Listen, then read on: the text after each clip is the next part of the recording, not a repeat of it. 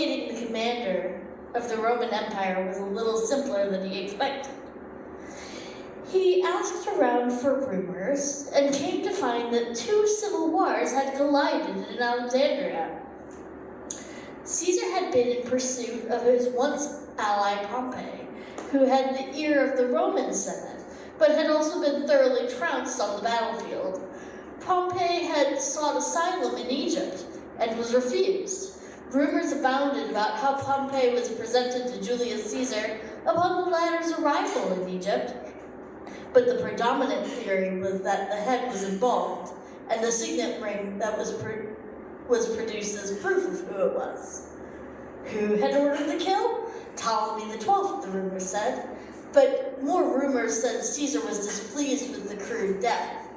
With the rejection of allying Pompey the 12th and the stunning Cleopatra setting her sights on the aging Caesar, easily in his 60s or 70s, the whisperers in town took him across the Nile to the Valley of the Kings. Cloaking himself as a large bird of prey, Kiringa sported the golden wings as he soared over the city skyline. He wasn't certain of where exactly to look next. He could shift into a mouse or a cat and search the hallways. He could also walk them as a soldier or as an invisible being. They all had their upsides and downsides. When he reached the palace, he landed on the high roof, straining his ears to listen to the guards below as they chatted about what the latest gossip was about the palace. How the scroll keepers going mad with grief about the library in Alexandria being burned to ash, and how Cleopatra was livid upon finding out. Good for her, snarked Cleopatra.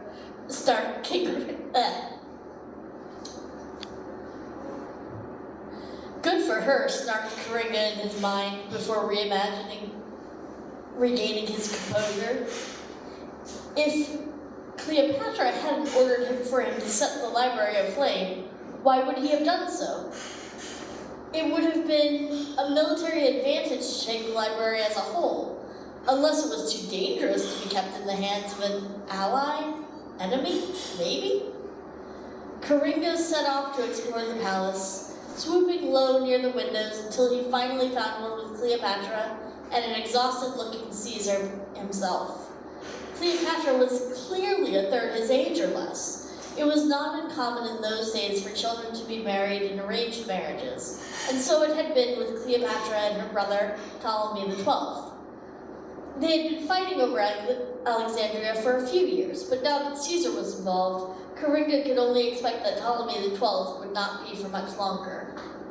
Cleopatra, my darling queen, soothed the general as he lay in bed nursing what appeared to be a bruised collarbone.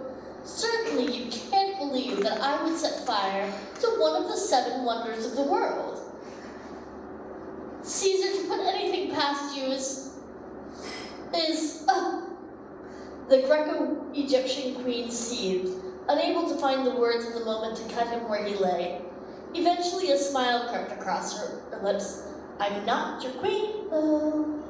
You will take me to meet your wife in Rome, yes?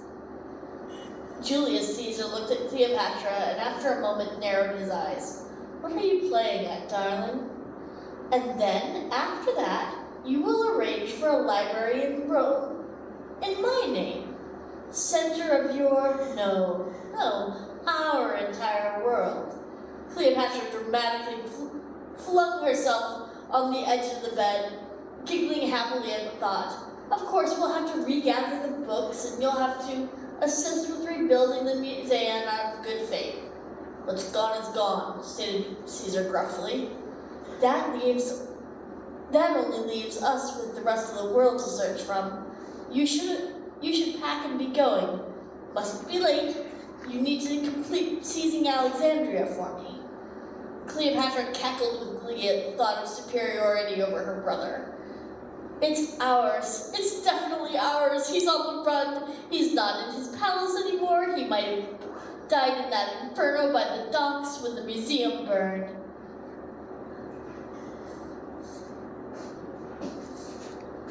Caesar's eyes rested on his ally.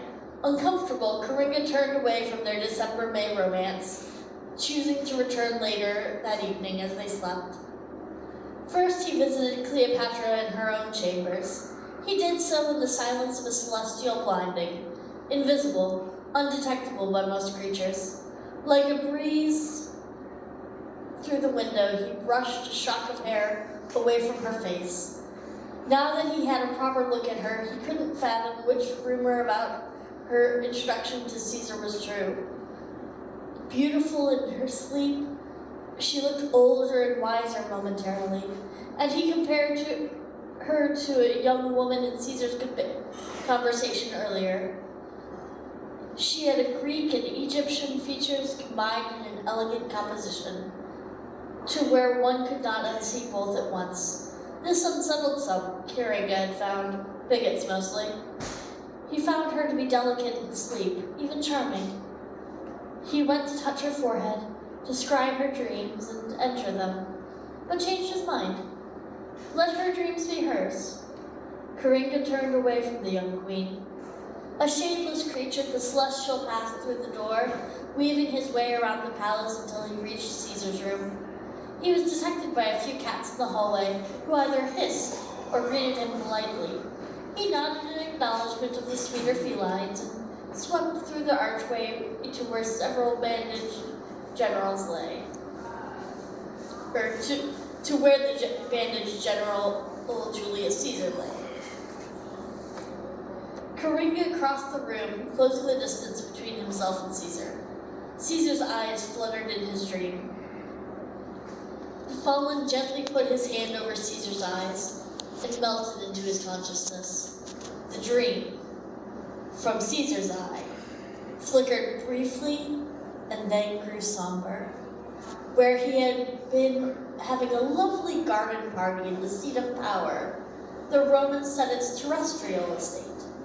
He found the sky twitched between light blue and gray clouds.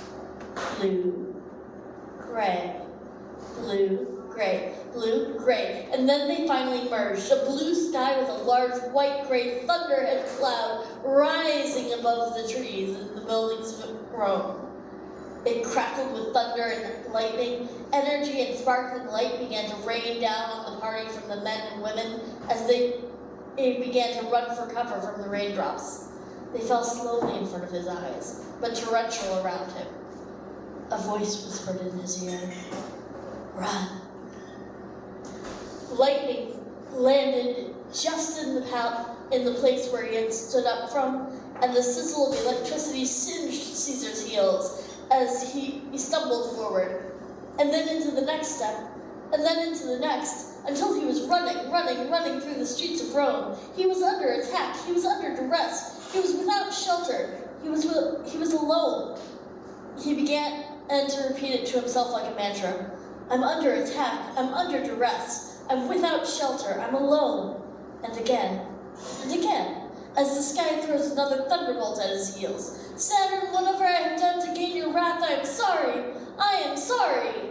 His tears wet his cheeks in the dream until they coursed down his wrinkled face, where Kiringa could observe them in the dream as well. The fallen drove Caesar's dream form into the Museon, aflame and clogged with smoke. Caesar backed away from the entrance, but the lightning struck at his feet again, and he stumbled forward, inside, where a little boy stood in tattered clothing. I am here in a form you will understand, Kiringa said in his best impersonation of the child he had rescued from the soldiers. I am here so that you will take responsibility for the loss of the grand library that you so mercilessly burned to rubble. What are you? Caesar said, finally finding his tongue in the face of calamity. He had robbed treasuries to get what he wanted, burned villages. A library should be nothing to him. Why have you come here, spirit? You are the reason I have come here. You disrupted a haven of intellect, a place of gathering for the people of Egypt and Greece, but also for the entire world. And what price do you expect I should pay for this unofficial crime? My hand didn't like the docks. The child's eyes glowed with flames, and his mouth released smoke. You know that your words led to the fire at the docks, and you will atone for this. I liked the dream better when I thought Saturn was the tormentor, mumbled Caesar. Silence! You will atone for this through the end of your days, and Rome shall eventually fall. Your empire will collapse into itself long after you have gone. Rome will live. Caesar frowned and wrinkled his brow. Oh, believe that all you like, but you have killed a culture's strongest ally, its educational center. If I were you, and you wish for Rome to live, you should support the arts and literature, philosophical debate, as well as dutiful attention to your homeland. Kiringa sent a torrent of flames with his hand, pushing Caesar out of the dream into his bed, clutching his blanket and panting in the darkness. The unseen fallen observed Caesar as the diplomat sat on the edge of his bed. Caesar got up. He paced the room. He did so again. Kiringa wondered if he would call for Cleopatra or go visit her in her chamber, but he was surprised by the general's composure. The fallen continued to observe the general until Caesar and Cleopatra took their victory cruise up the Nile together. At that point, he wasn't sure if his interactions with the general would go unpunished by the creator, or if it was seen as a positive opportunity that was being dug deeply into the skin of the hard-shelled creature from Rome. But the world called to Kiringa. New adventures, new stories, new tales to be heard. And after one last trip to the archive, he was ready. He tapped Polonius' shoulder, bag slung across his chest, ready to say goodbye. Cousin, it won't be the same without you. Polonius had been prepared for this moment for a while. People were starting to leave the backup annex in search of texts, or with the hope of restoring the Museon to its former glory. We could use your strength here.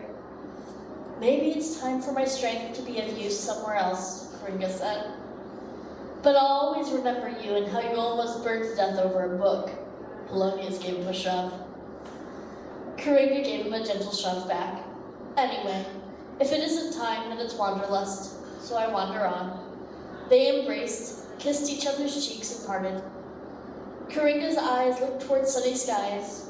For a moment, he imagined them flipping from blue to gray to blue again. Only for a moment. The end.